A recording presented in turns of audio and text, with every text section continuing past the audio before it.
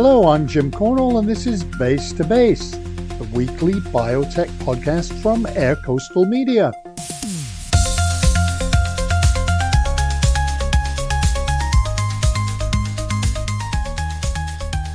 Yes, welcome again to the Base to Base Biotech podcast, and this is number 20 going out on August the 1st.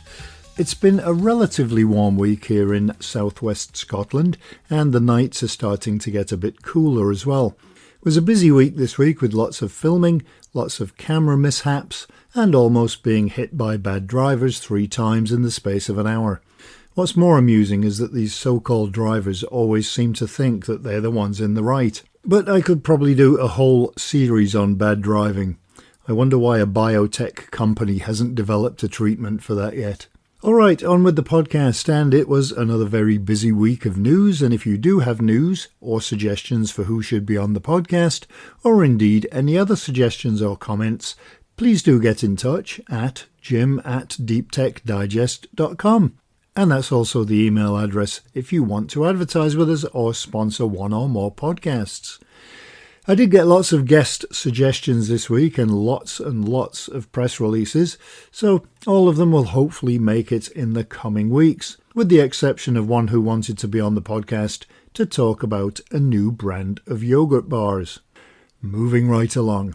Last week we talked about Nipro's recently launched Linyxia, its new reverse osmosis system that ensures safe and pure water for every dialysis session, and we talked about the future of biologics manufacturing with cell-free protein synthesis with Linio Bio. This week the subjects and guests are improving CAR-T cell production with Wenyan Leong, Director of APAC Commercial and Global Strategic Partnerships for Cell and Gene Therapies at Terumo Blood and Cell Technologies. And we have a conversation with Morten Graugaard, formerly a partner at Novo Holdings and now CEO of Orbis Medicines. Orbis combines big data, AI, and a big vision of making a class of molecules called macrocycles. Alright, first let's take a quick look at some of the news that you may have missed over at deeptechdigest.com. Pop Bio is collaborating on faster responses to Disease X.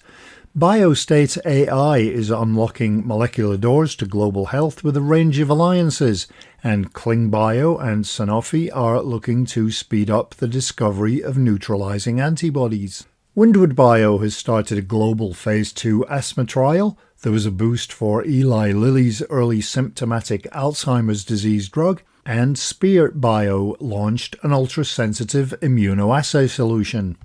NKgen Biotech and Heka Bio have partnered to introduce NK cell therapy to Japan, and trial results have been announced for kidney transplant patients with an infection. More news from Eli Lilly as the company is working with Gate Bioscience to discover and develop molecular gate medicines. Pfizer is boosting its cancer portfolio with a 3S Bio licensing agreement, and a collaboration on AI-powered bioreactors looks to revolutionize biopharma manufacturing. You can read all of these and plenty more at deeptechdigest.com.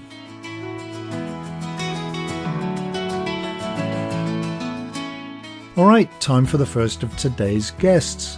Terumo Blood and Cell Technologies, or Terumo BCT, is a medical technology company that recently published a new protocol in a paper demonstrating expanded capabilities for its quantum system to unlock rapid CAR-T cell expansion. Our guest, Wenyan Leong, is the Director of APAC Commercial and Global Strategic Partnerships for Cell and Gene Therapies at Terumo Blood and Cell Technologies. Alright, thanks so much for joining us today. I wonder if first we could start with a little bit of background on the company. Certainly. So Terumo Blood and Cell Technologies, we're a global medical device and technology company. We have a 100-year-old Japanese heritage, and we're focused on unlocking the potential of blood and cells to help treat challenging diseases. Our portfolio spans across apheresis, where I think many of our audience will know that it's one of the gold standard devices used for collection of leukapheresis product. That's the raw material for CAR T therapies. And we also have another business unit in blood component separation and collection to provide safe blood. And where I sit, I'm in the cell therapy technologies team, where we provide automated platform software and services to help de-risk, optimize, and scale manufacturing operations in the cell and gene therapy continuum. So we're headquartered in the US. We do have 7 manufacturing sites across the world with 4 regional offices. With 7,900 associates and 400 distributors across the world, serve 150 countries to support safe blood, therapeutic apheresis, as well as cell and gene therapy manufacturing. You just published a new protocol regarding the capabilities of your quantum system. I wonder if you could, before we talk about those capabilities, you can tell me what the quantum system is. The quantum system is an automated and closed bioreactor system. It's designed to simplify and scale cell expansion processes while providing GMP-compliant features. There are 3 components to how we see the quantum. Firstly, it is a box that acts as an incubator where all the magic happens. We do have single-use bioreactor systems that we can put onto the quantum.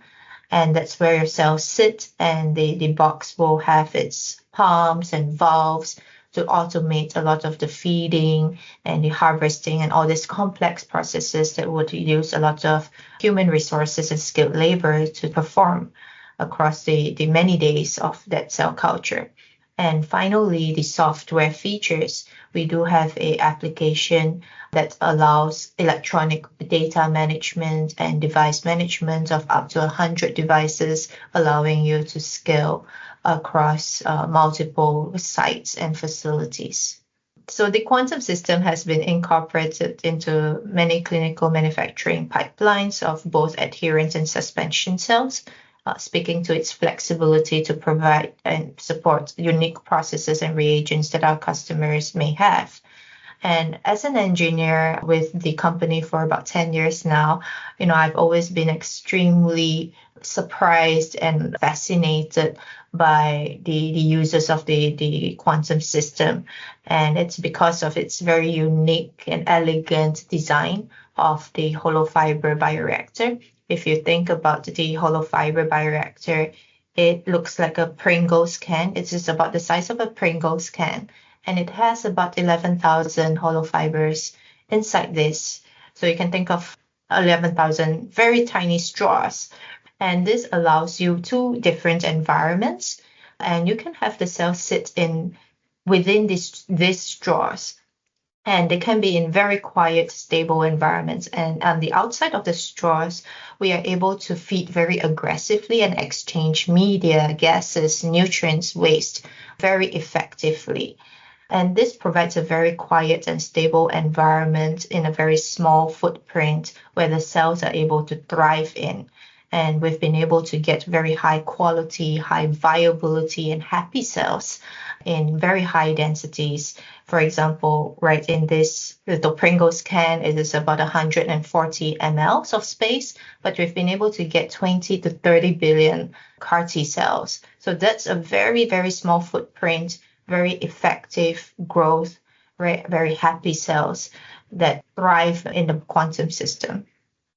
With regard to CAR T cell expansion, what issues were you looking to address? Well, when you look at the clinical outcomes that are reported left, right, and center, right, from many different parts of the world across the many indications, it is just so exciting, and you can see the clinical promise. Recently, I believe about 2 weeks ago, J&J just announced 100% response rates for its dual targeting CAR T therapy against B-cell lymphoma in a phase 1b trial. And last week, we also saw that FDA announced that it's going to be streamlining access, right, by removing the REMS requirements for approved CAR T therapies. And this reflects growing confidence in the safe administration of these therapies and signal wider access in future. But we see a lot of issues with barriers to access. And if I can summarize, we see three very highly interlinked barriers that include high development and manufacturing costs, long turnaround times, and balancing that with consistency in meeting its specifications every time for every patient. Every dose is extremely expensive, averaging about $500,000 per treatment, and therefore it's actually only affordable in a few countries and to fewer patients. From a cost of manufacturing perspective, labor and materials at baseline can represent 90% of the cost of goods, and viral vectors are one of the largest ticket items for the materials.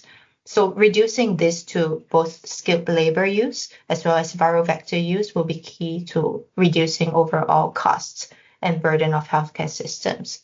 And then there is also the time factor. Usually when patients are coming for CAR T therapies, they're not doing very well. And because this is an autologous therapy where the drug is made per patient, going through the entire process can take weeks to months. And I believe that one of the IQVIA studies that was done about 2 years ago shared that 80% of patients who were eligible for CAR T therapies were not able to receive their CAR T treatment because of disease progression. And if we think about it, the patient and their families are waiting for such a cure. And if the manufacturing timelines are so long, it is not just the cost that increases, it's the patient at the end that's not getting another chance at life. It is so important for the last point that we need to hit manufacturing specifications every time, and that includes cell doses, numbers, right? Safety like vector copy numbers, the viability and the efficacy of the cells every time, because it's one dose, one chance, right, for the patient. And when we look at the manufacturing failure rate, right, between 2017 and 2023, you're seeing that some of the reported rates are very scary. It's up to 28%.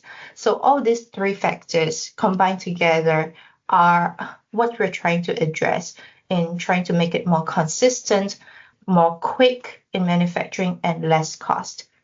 So how have you been addressing that? Right. So that's a really good question. Where I sit in Asia Pacific, these three barriers are even more obvious, right? We're seeing 4 billion people in Asia Pacific. We're seeing various levels of economic maturity and reimbursement systems that are all impeding these very curative therapies from reaching the patients that we see in our market.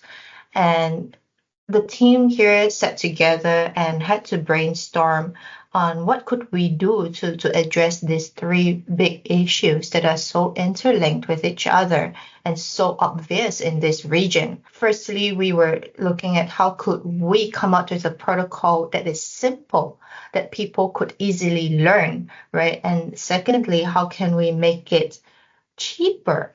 Right? Can we use less reagents? Can we reduce time? Can we reduce the use of viral vectors?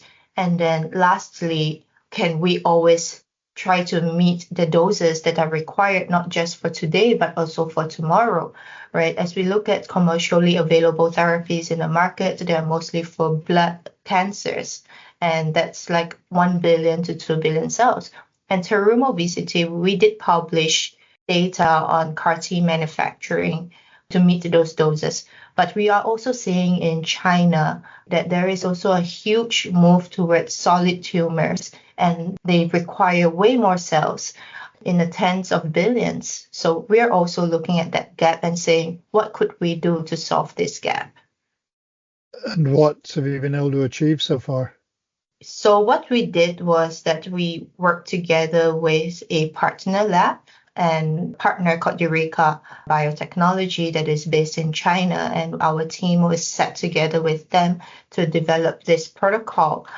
So we realized that there are many, many steps in processing, and some of them are quite manual at the start, and they are very open, right? So there's a complex high-risk process there in activating and transducing the cells before they go into bioreactor number 1 for a very small number of cells, and then they get transferred to larger and larger bioreactors as it goes into a dose that people would like to have, for example, 10 billion cells. So there's a lot of material transfer and open steps within this whole process. As you go up to those high numbers of cells, you're also looking at a lot of labor and a lot of volume that you need to, that cell culture volume that you need to process. And that takes a lot of time and skilled labor. And we realize that that is not scalable and does not meet the need of the current market. And as we talk about the 3 issues again, right? Cost and labor and time. So with that, we sat together, and I'm so blessed to have a group of very creative scientists and good partners that they were able to come up with an integrated protocol that streamlines the entire CAR-T manufacturing process. So if you think about the CAR-T process, there are quite a few main steps. The first being collections, second being isolation, and then activation, transduction, expansion, washing, and then fill finish. So there are 7 steps, 7 big steps that we're looking at. And all of that steps from activation, transduction, and expansion, we were able to combine all of that into one quantum system, one bioreactor, and we compared it to manual processes. And what we were able to see was that firstly, we streamlined operations from 7 to 4 steps. And we were able to get 12 to 15 billion CAR T cells in 7 to 8 days, where it took a manual process usually about 10 to 14 days or even more. The second thing we were able to see was that the transduction efficiency, so the amount of CAR T cells you can get with the same amount of viral vectors, we were able to double that inside the quantum. So for the same amount of viral vectors used, right, we were able to get twice the amount of CAR T cells. And those are the cells that are therapeutic. So we were able to see high transduction, and we were also able to see a shortening of the cell culture process to about 40% less. And all of that, we still were able to see very naive phenotypes that many people link to persistence of CAR-T in vivo, all of which we were very happy that we are able to provide a very simplified protocol to streamline and reduce time in the cell culture process.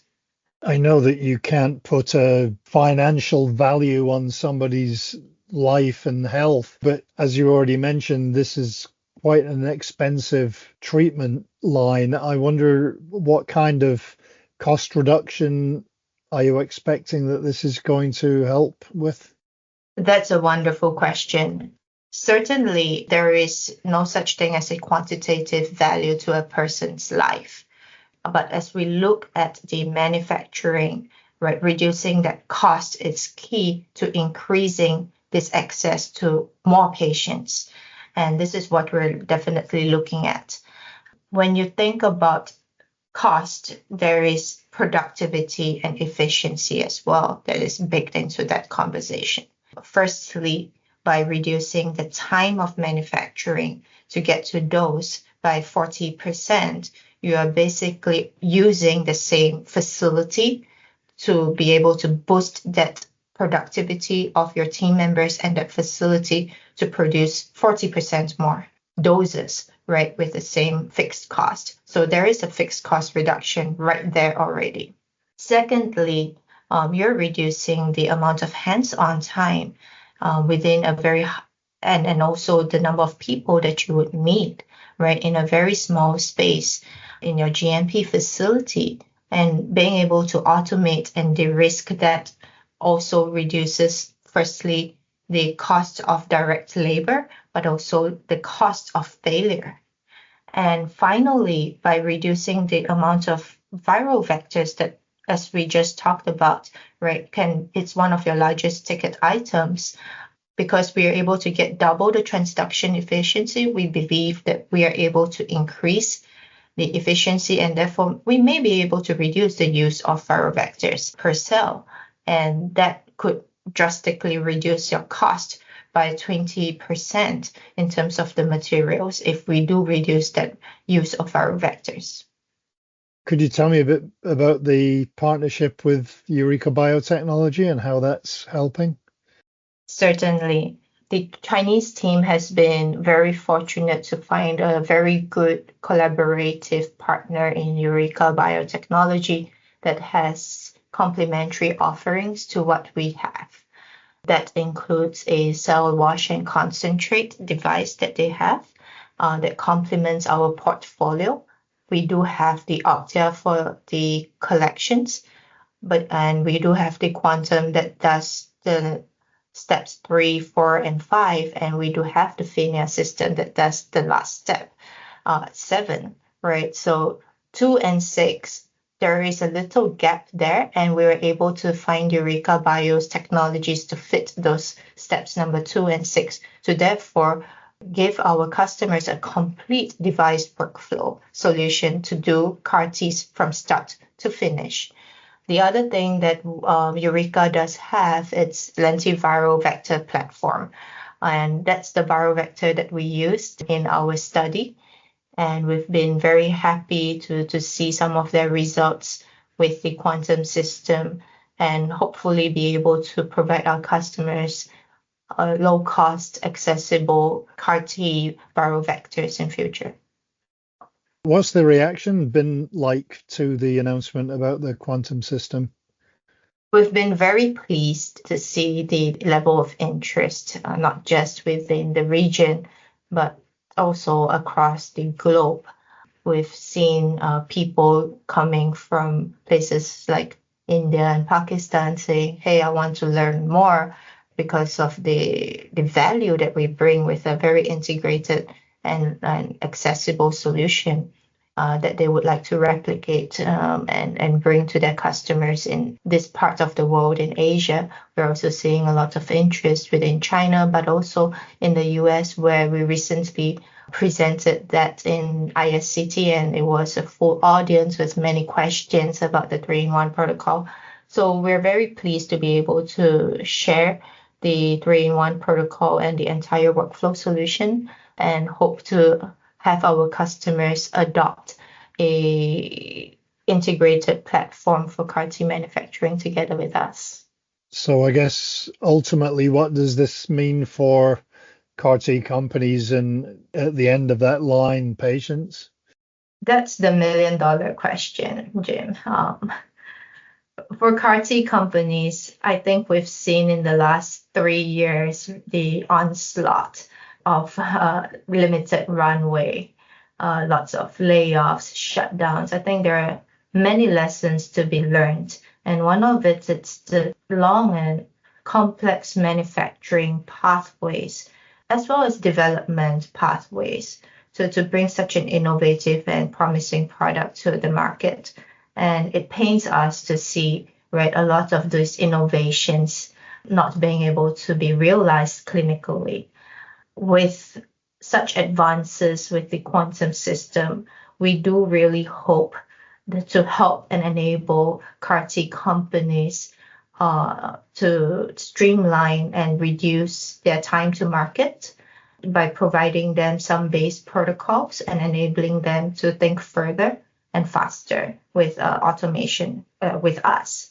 I think secondly, it's not just about the device that we're bringing to the market. I think we need to be also sharing the value as a global company and as a gold standard device supplier for apheresis and the services that we bring in terms of optimization of your cell collections and your starting material, rethinking the entire process and being able to support your scale out to many different markets. I think Terumo BCT will bring value in partnering with our customers, like the CAR-T companies, to bring all these innovative therapies to the patients who are waiting at the end of the line.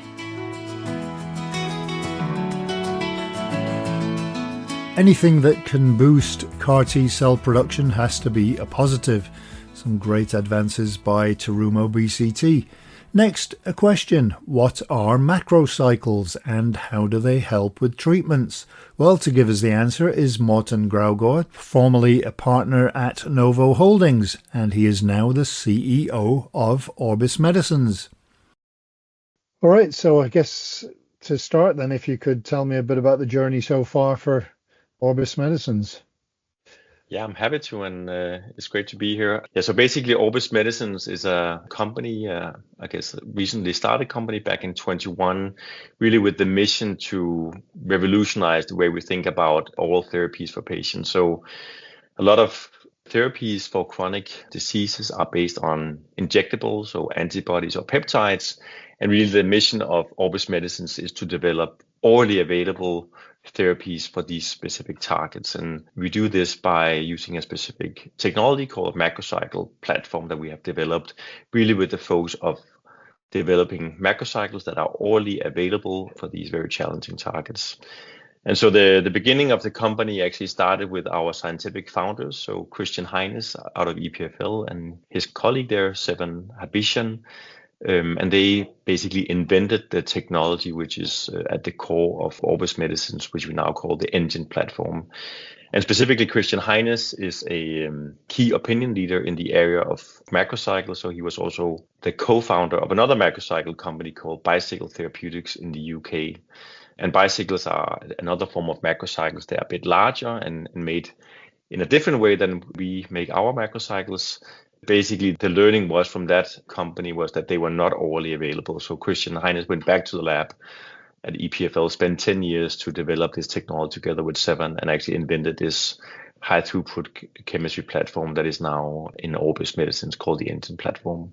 So really the focus, as mentioned, is to develop orally available macrocycles with true oral bioavailability, as we call it. Could you go into a little bit more detail about macrocycles and what they are and the relevance? Yeah, sure. So macrocycles are these cyclic peptides. So they basically consist of amino acid stretches around cyclic structures. And the interesting part about macrocycles is that they are found in nature. So I guess one of the most well-known examples of macrocycles is cyclosporin, which was identified back in the 60s, I believe. And this is a very large, very complex molecule, a immunosuppressant that is actually orally available. And given the size and the complexity of the chemistry, it is unusual that that was orally available. And that really triggered a lot of interest into these type of macrocycle structures. And really the whole field is quite interested in these compounds because they have the binding affinity and the three-dimensional structure that is giving similar effects as antibodies and peptides, but then they can also become orally available, such as small molecules. And so they sit somewhere in between the small molecules and the larger biologics, which have the disadvantages that they need to be injected and also much more difficult and expensive to produce. So these macrocycles is of high interest to the pharmaceutical industry because especially within chronic diseases, you can make these molecules orally available for patients to be treated, something that you cannot do today with the traditional antibodies and peptides. And specifically within Orbis Medicines, based on the invention from EPFL and our scientific founders, we have a specific technology called the engine platform, which enables us to make more drug-like macrocycles. And we call these more drug-like macrocycles for N cycles. The traditional macrocycles are made out of the 20 natural amino acids, whereas our compounds or N cycles are made out of fully synthetic building blocks, so analogs of the traditional amino acids, but with different and more drug-like properties. And for various reasons, we are able to identify compounds or N cycles that are much smaller and have much better drug-like properties. And then we have this unique platform that enables us to quickly optimize them. And I can go back and go into more detail about this specific technology. So the company was started back in 2021, where I was working with Novo Holdings. I was a partner in the investment team there. And so basically I was in the company creation team and started a number of companies while I was there for 9 years. And Orbis Medicines was one of these companies and really started with the aim of making orally available therapies in this biologics market. And so we started in 21. We raised a seed round in 24 from Novo Holdings and the Dutch investor Forbion. And then here earlier this year, we raised a 90 million Series A financing that was led by NEA, so New Enterprise Associates out of New York. We also, of course, had participation from Novo Holdings and Forbion, but also Cormorant, a US-based investor, as well as Eli Lilly Ventures and the Danish sovereign fund called IFO. Very good. You mentioned the natural amino acids. Was that the limitation previously, that you just had only a small palette to work with? Exactly. And so the main ways of identifying these sort of macrocycles, and this is, we call them the first generation macrocycle technologies, are really based out of two principal technologies, either phage display or mRNA-based display. And these methods basically use the 20 natural amino acids. So this means that if you have a cyclic peptide that consists of a number of amino acids, then in each position of this peptide circle, you only have 20 amino acids to choose from. And this means that the chemical diversity is quite limited. So it's basically 20 times 20 times 20 times 20. And around the circle you go, and this kind of limits the chemical scope of the macrocycles. And basically the implications of this is that when you do hit finding for these very challenging targets that we are working on, then you tend to find quite large molecules. So normally something that sits between 1500 Dalton to 2500 Dalton, and this is comparatively to a orally available small molecule, they are around 300 to 500 Dalton. So at least 3 to 5 times larger. And the problem with those kind of molecules is that they're not orally available. And also the molecules themselves are very complex to make and also very complex to optimize. So once you have found a hit that is quite large, you would like to get it smaller, you would like to get it more drug-like. And for this, you need actually chemists in the lab to make each individual molecule, make modifications, synthesize them, then you need to purify them, and then you need to test them. And due to the complexity of this process, this means that it's very difficult to optimize them, and it takes a very long time.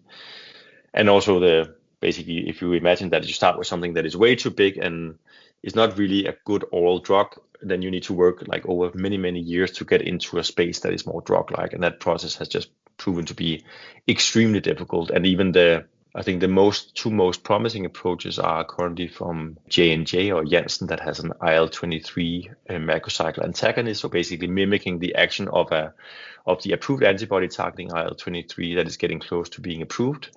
But this is a process that has taken multiple years and a lot of chemistry effort.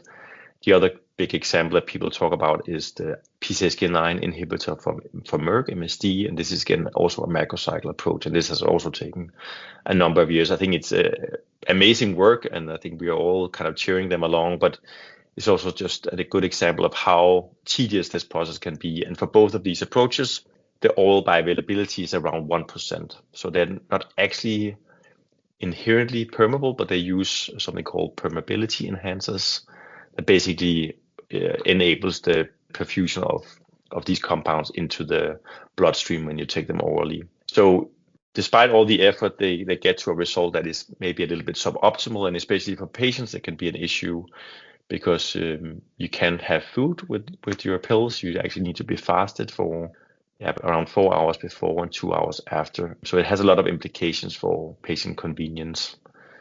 So basically, these are the first generation technologies, and one of the learnings from Christian Heines in his work with Bicycle Therapeutics was that if you're able to use fully synthetic building blocks, there is, I think now more than 6,000 unnatural building blocks available.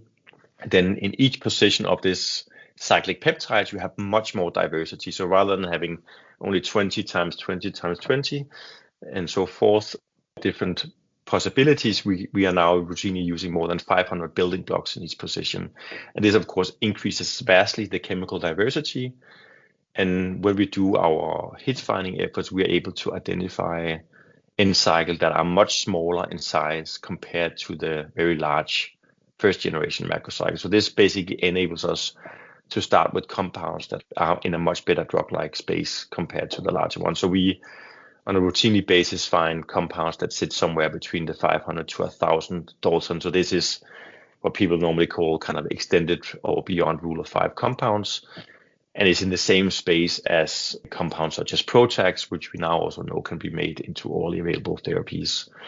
And then I think that the other big benefit of our engine platform is that we can then optimize these compounds using this highly automated chemistry platform that we have. So rather than having chemists making each individual molecule one by one, purifying them and testing them, we use high throughput lab automation and are able to actually design, make, and test more than 15,000 compounds per month and screen them in high-throughput biological assays. So this is a completely different throughput compared to the first generation technologies. So it's both I would say, innovation around the building blocks, the starting points, but also in terms of the process by which we can optimize and the speed by which we can optimize these compounds. Right. Are there any other advantages to the NGen platform?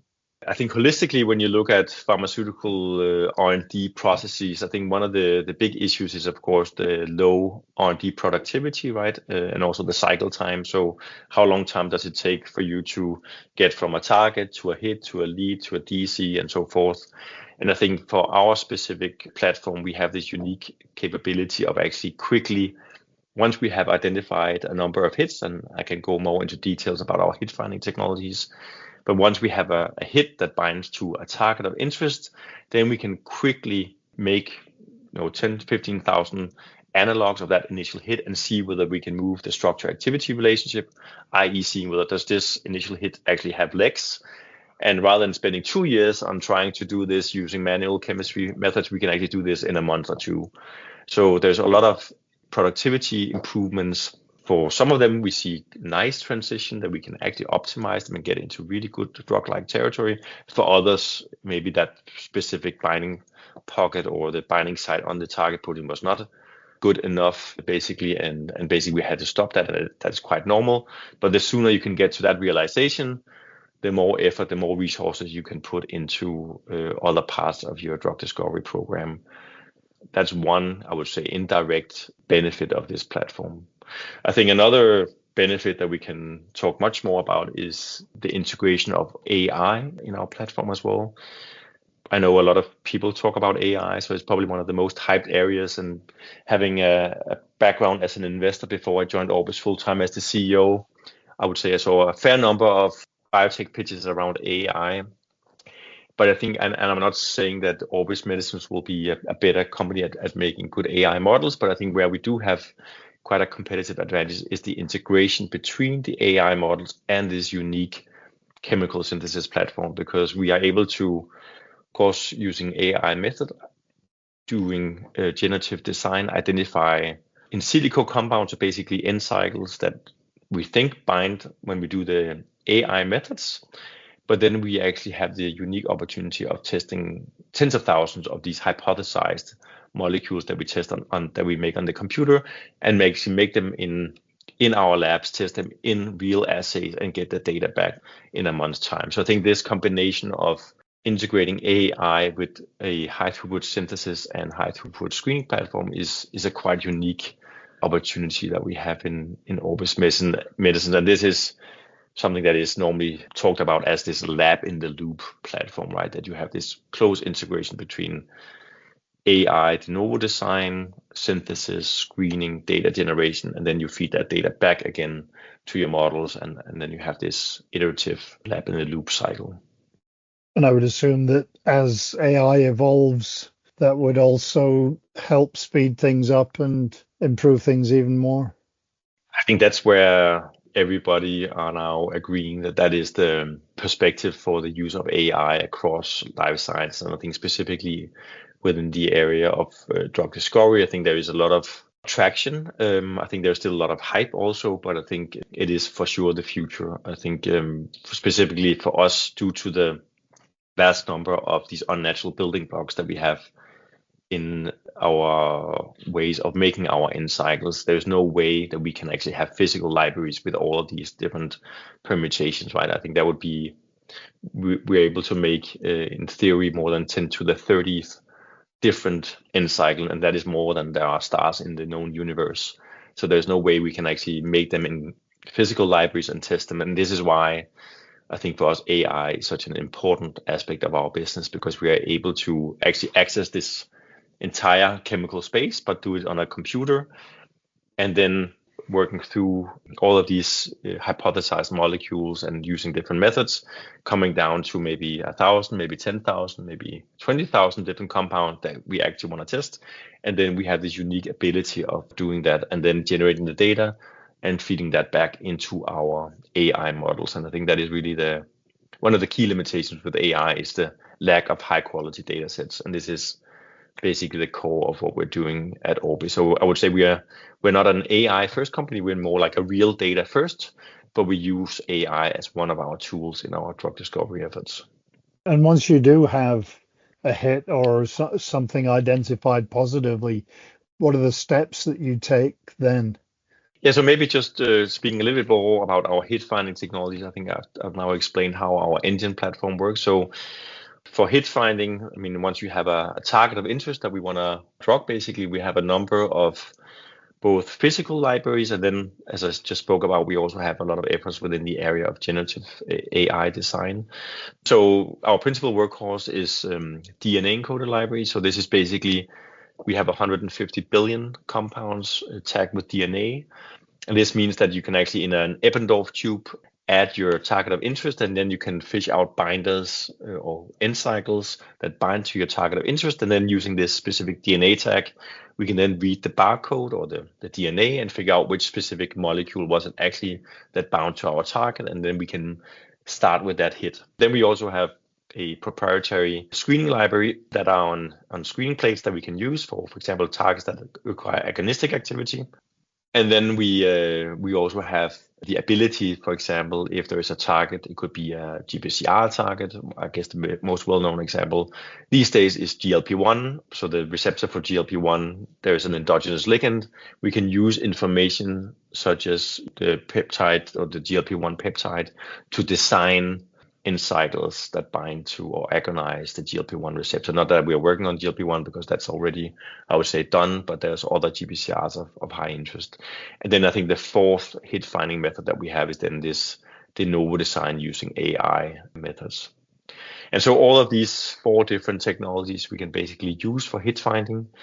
And once we then have hits out of these efforts, we can then use our engine platform to optimize them. So this normally includes that we, for a given hit, we validate they actually bind to the target, and we validate that they have a functional effect. So for example, it could be in the case of a GPCR that it agonizes that GPCR. It could be in the case of, for example, a cytokine receptor, a big protein-protein interaction that they antagonize or block this interaction.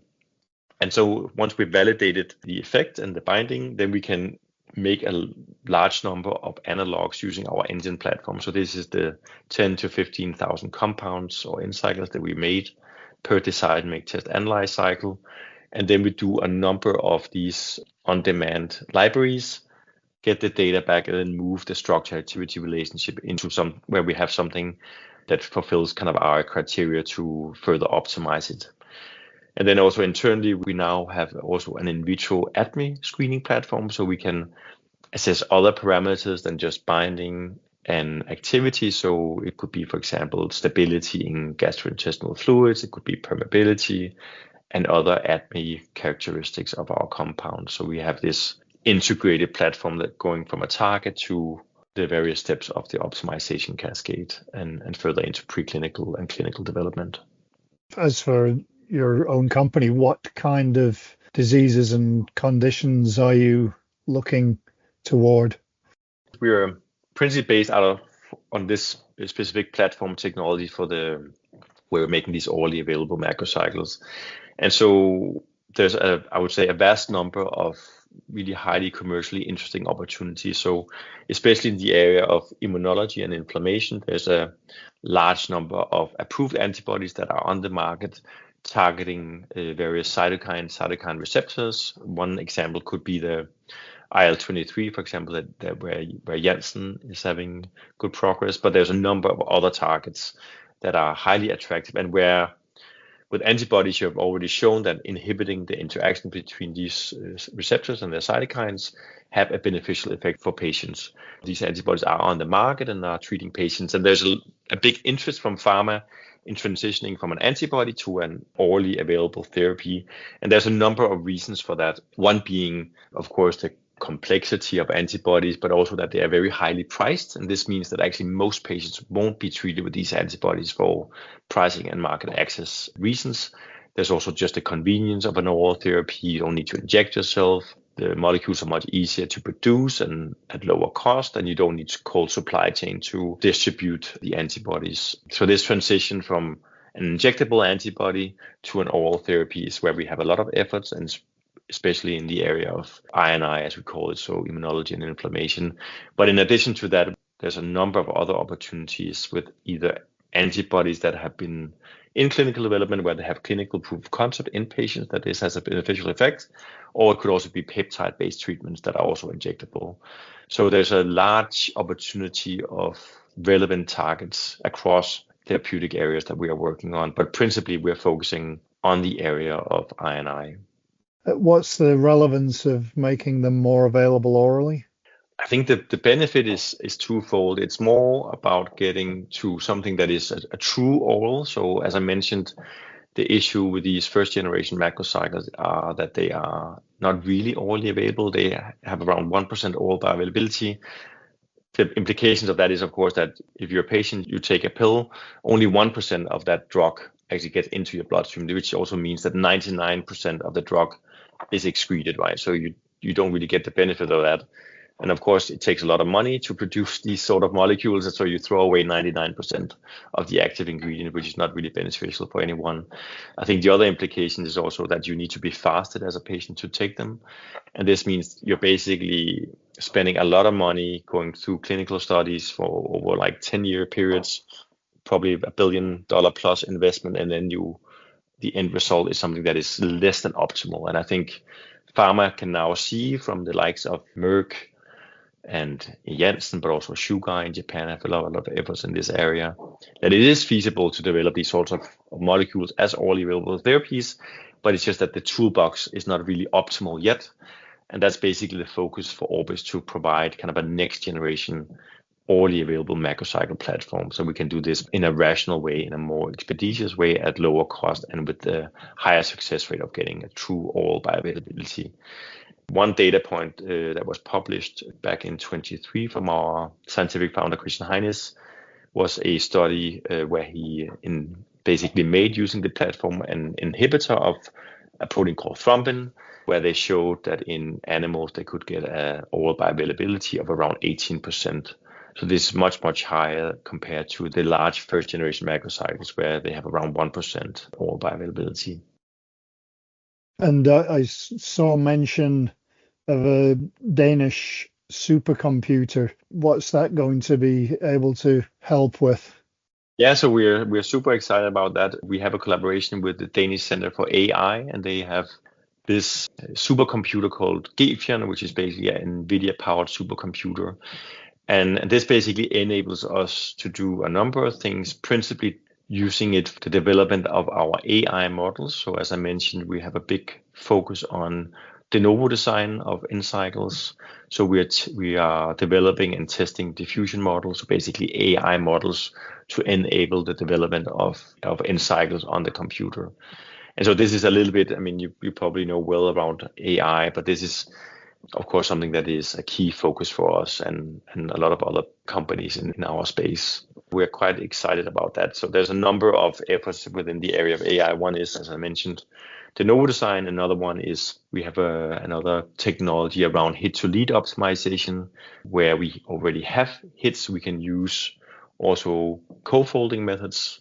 So basically where you fold the target protein with the compound in question, and then you use AI on top of that to predict or come up with suggestions for new analogs of that initial hit that we then can make and test in our engine platform. So there's a number of activities ongoing in that space. In terms of the model going forward, is your plan to develop drugs yourself and take them through clinical trials, or once you get to the stage where you've got something, is it to partner with a company or sell it on to another company? I think all of the above could be feasible. So the financing that we raised, so the 116 million euros, enables us to develop a number of programs into clinical development. I think the benefit of working with validated targets is there's very little, if no, biological risk. So if we are able to identify compounds that have the same effect as an antibody, for example, or a peptide, and we can optimize them to have good drug-like properties, including oral bioavailability, there's a very, very high likelihood that it will have a similar effect as an antibody or a peptide. So we take out of the risk equation, so to speak, the whole biological risk. And this is, as you probably know, in biotech and pharma, the main risk the companies face, right? That actually the biology doesn't translate into patients. So with the financing that we have in place, we are able to take a number of these programs into clinical development and also test them in healthy volunteers and do biomarker studies where we're able to show target engagement, i.e. that we engage the target at relevant concentrations and also that we have good oral bioavailability. And so that's kind of our plan for our in-house programs. Then in addition to that, there is a lot of interest from pharma in these sort of biologic to oral switch technologies. It is the future in a lot of chronic diseases for all the reasons that I mentioned. One of our investors, for example, is Eli Lilly Ventures, and of course they have invested in us for a reason. So we are in discussions with pharma around potential collaboration on the platform where the pharma company have maybe a couple of targets where they would like us to use our platform to identify in cycles and move them ahead in development. So that's another, I guess, well-established way of running a biotech company, right? So that's also something that we are exploring. And so what are the next steps? Where do you go from here? Yeah, so I think for me, it's, I'm now full-time CEO from February 1st. And I think the key for me is really to build a great company and especially build a great organization and team. So I would say we've been spending a lot of time on onboarding really great people. So everybody from my leadership team to kind of the chemists in the lab to data science people to biologists and even pharmacologists. So across the board, we are building a great company and also a great culture. So we're spending actually quite a lot of time on that.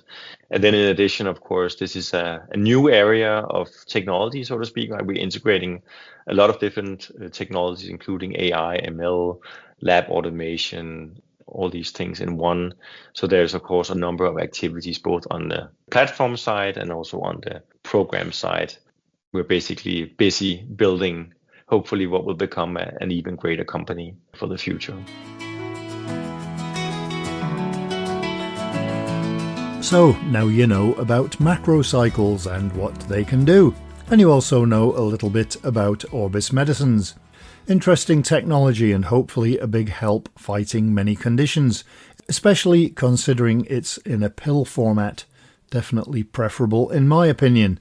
Anyway, that's it for another podcast. If you have questions or comments, suggestions for guests, or want to sponsor one or more podcasts, please do get in touch. And you can do so at jim@deeptechdigest.com. Keep those emails coming in.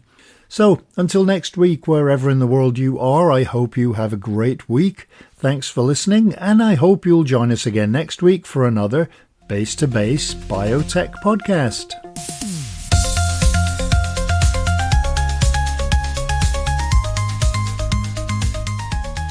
The Base to Base Biotech Podcast is an Air Coastal Media Limited production.